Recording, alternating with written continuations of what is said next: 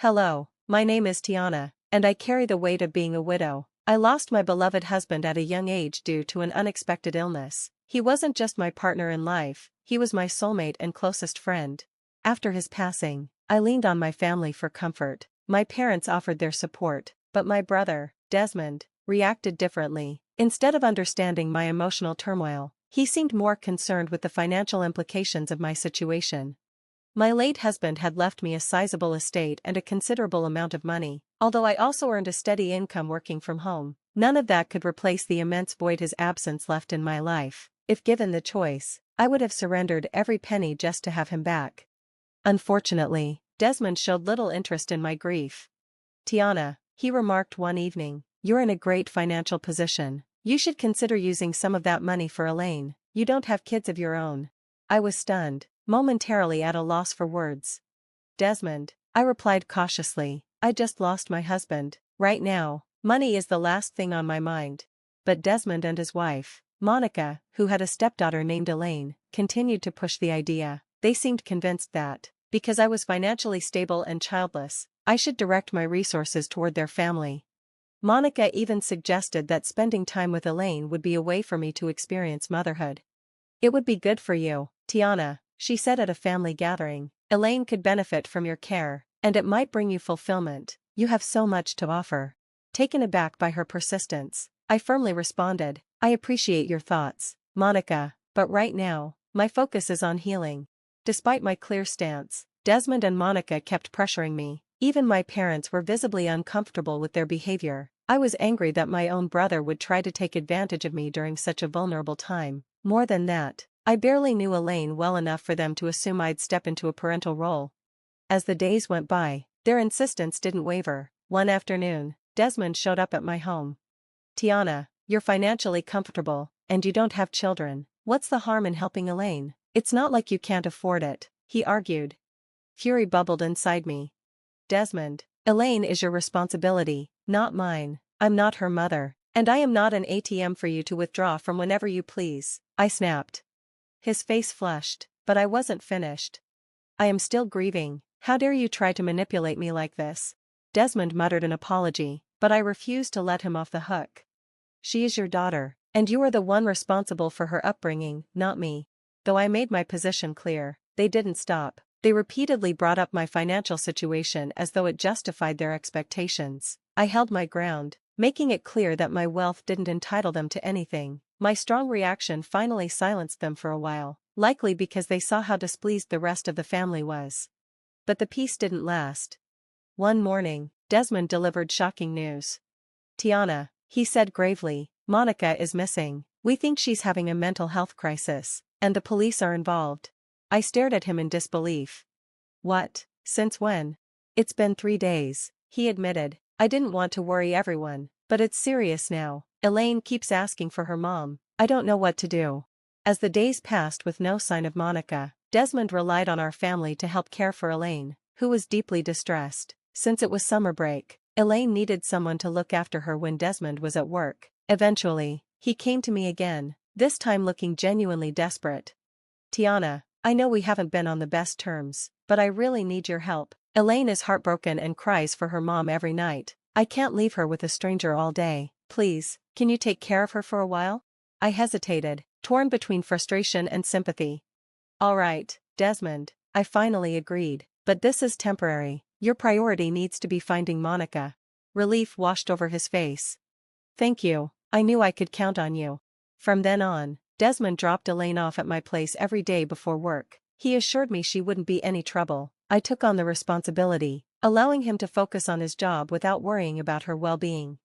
At first, Elaine was understandably upset, but as time passed, she grew comfortable in my home. I provided her with meals, toys, and care, lifting some of the burden from Desmond. Slowly, she adjusted, and her spirits improved. She even started looking forward to spending time with me. Our arrangement, initially meant to be short-term, soon became routine. One evening, as Desmond came to pick Elaine up, he sat beside me with a serious expression. Tiana, he began softly, I can't tell you how much I appreciate what you've done. Elaine is thriving here, and I've been thinking. I narrowed my eyes. Desmond, what exactly are you about to suggest? He hesitated, then finally said it. Would you consider taking her in permanently? You live alone, you have the space, and Elaine loves being here. I think it would be best for her. I gaped at him. Desmond, you can't just dump this on me. Elaine needs her father right now. Handing her over to me is not the answer, I said firmly. I know it's a lot to ask, he admitted, but please think about what's best for her. She needs stability, and I can't give her that right now. The rest of the family joined in, pressuring me to take Elaine in. Eventually, I relented. Fine, I sighed, but this is only temporary. Desmond looked relieved. Thank you, Tiana, I promise, once things are settled, you won't have to worry about Elaine anymore. Over time, Elaine became a permanent part of my household. I set up a room for her, bought her new clothes and toys, and made her feel at home. We developed a strong bond, and she started seeing me as a parental figure. Then, one day, she told me something shocking. You're so nice, Aunt Tiana, she said sweetly. I love you. Smiling, I replied, I love you too, Elaine, you're like my own child. She nodded. Mom always said we'd live here one day. She said you wouldn't mind. Confused, I asked, when did she say that? Elaine hesitated, then whispered, she told me all the time. She said not to tell you, but I don't like secrets. Mom has been here before. A cold chill ran down my spine. What do you mean, she's been here? Elaine looked guilty but continued, she used the keys Dad has. She comes inside sometimes when you're not home. Stunned, I pieced together the truth. Monica had been sneaking into my house all along, using the spare key Desmond had for Elaine's visits. It had all been planned. They had deceived me from the start. I pressed further. Elaine, why is your mother pretending to be missing? What's really going on here? She hesitated, her small voice shaking. She wants you to take me in as your child, Elaine admitted. Mom says you're rich, and since you don't have kids, you'd be the best person to take care of me. The weight of her words hit me like a freight train. The sheer level of deception and manipulation left me speechless. My own brother and sister-in-law had plotted this entire scheme behind my back, using Elaine as a pawn. Does Desmond know about this? Is he part of the plan? I asked, still trying to process everything. Elaine hesitated before nodding. Yes. They told me not to tell you and to pretend Mom was gone, but I love you, so I wanted to tell you the truth. Please don't be mad at me, she pleaded. My heart ached for her. She was just a child caught in the middle of her parents' greed. Oh, sweetheart, I'm not upset with you, I reassured her. Thank you for trusting me, you did the right thing. Inside, though, I was seething. Desmond and Monica had shamelessly exploited my kindness and wealth, scheming behind my back for their own gain. Their actions weren't just selfish, they were downright disgusting. It made me sick to think they had manipulated their own daughter just to secure my money. But if they thought they could get away with it, they were dead wrong. I decided to catch them red-handed. First, I informed my housekeeper about the situation and instructed her to be extra vigilant. She was embarrassed that someone had been sneaking in under her watch, but I assured her it wasn't her fault. My brother gave Monica a key. You couldn't have known, I said. Elaine and I came up with a plan to expose the truth once and for all.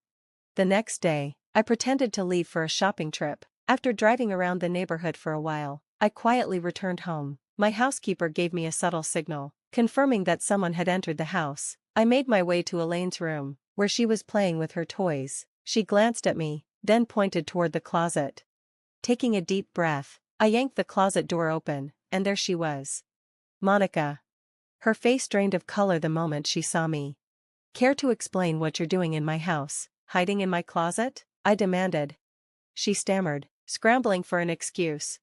I was just here to see my daughter, she said weakly. Really? I shot back. And who exactly gave you permission to come into my home? Last I checked, you were supposed to be missing.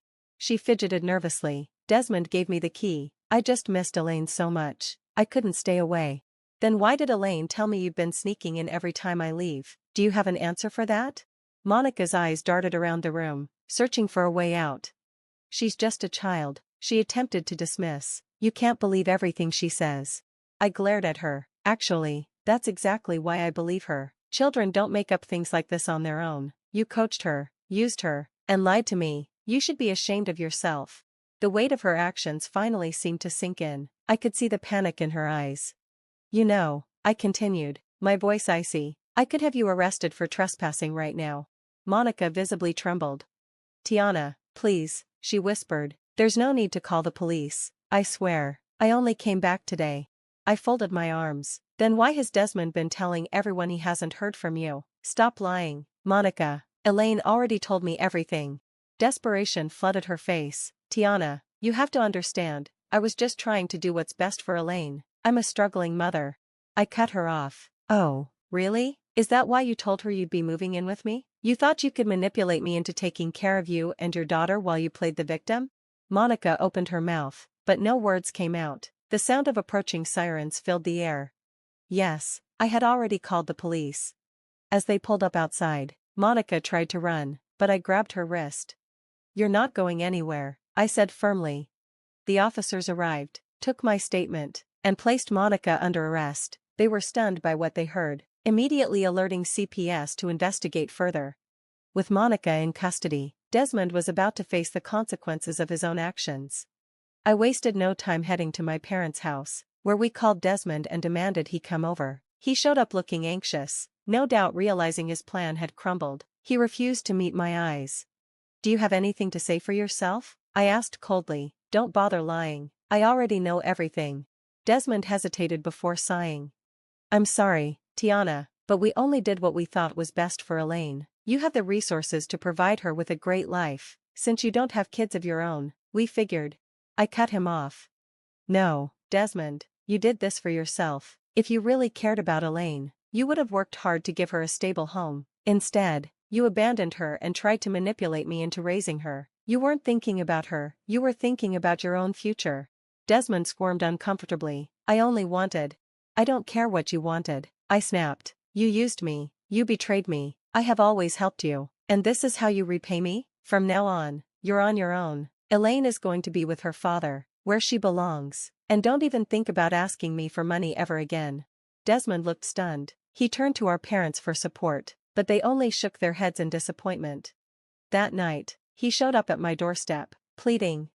Tiana, please, Monica is in jail, CPS is investigating, and we have no money for bail. I don't know what to do. I looked at him, completely unmoved. You and Monica did this to yourselves. Actions have consequences. Elaine's father is taking her back, and that's where she should be. I slammed the door in his face.